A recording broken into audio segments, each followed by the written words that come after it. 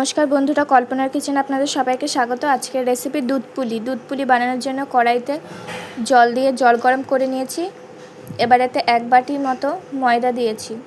এবার ময়দাটা খুব ভালোভাবে মিশিয়ে নামিয়ে নিয়েছি। এবার এটা মেখে একটা ডো তৈরি করে নিচ্ছি। আমাদের ডোটা তৈরি হয়ে গেছে। এবার আগে থেকে নারকেলের পুর বানিয়ে নিয়েছিলাম। এবার ডোটা বেলে রুটির আকারে বানিয়ে নিচ্ছি।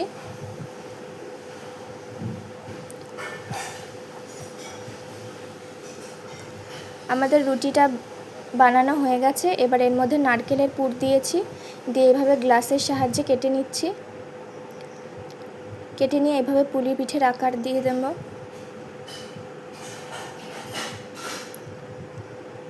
আমাদের সবগুলো পুলি বানানো হয়ে গেছে। এবার অন্যদিকে দুধটা জাল করে নিচ্ছি। এবার এতে দিয়েছি সামান্য এলাচ।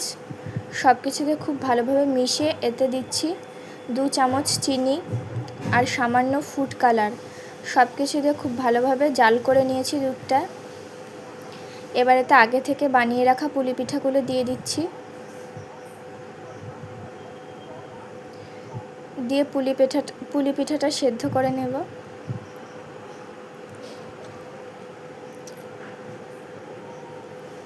আমাদের দুধ পুলি তৈরি হয়ে গেছে, নামিয়ে নিচ্ছি। আপনারা বাড়িতে বানাবেন আর জানাবেন কেমন হয়েছে। আর আমাদের রেসিপিটা ভালো লেগে থাকলে লাইক, শেয়ার আর সাবস্ক্রাইব করবেন।